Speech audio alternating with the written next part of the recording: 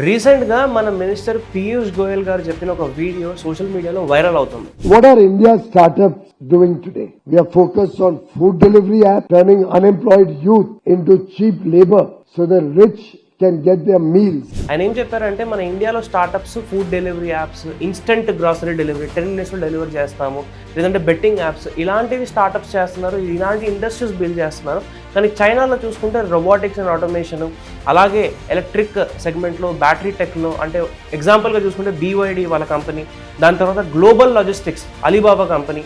So ఇలాంటివి వాళ్ళు build చేస్తున్నారు. మన ఇండియా డెవలపింగ్ నుంచి డెవలప్డ్ అవ్వాలి, ఇంకా ముందుకు వెళ్ళాలి, గ్లోబల్ ఎకానమీని డామినేట్ చేయాలి, చైనాస్ జీడిపిని మనం సర్పాస్ చేయాలి అంటే ఎటువంటి స్టార్టప్స్ మీద ఫోకస్ చేయాలి. అంటే ఇండియా ఇప్పుడు చేస్తుంది రాంగ్ అని ఎవరు చెప్పట్లేదు, కానీ మనం కూడా ఇలాంటి ఇంకా చేయవచ్చు. ఈజ్ దిస్ ఇనఫ్ అనే ఒక క్వశ్చన్ మనం మనల్ని అడగాలన్నమాట. ఎందుకంటే మన ఇండియా ఎకానమీ గ్లోబల్గా టాప్ 5లో, టాప్ 3లో, టాప్ 2లో ఉండాలి, డామినేట్ చేయాలి అంటే ఇటువంటి స్పేస్ పైన కూడా మనం ఫోకస్ చేయాలి.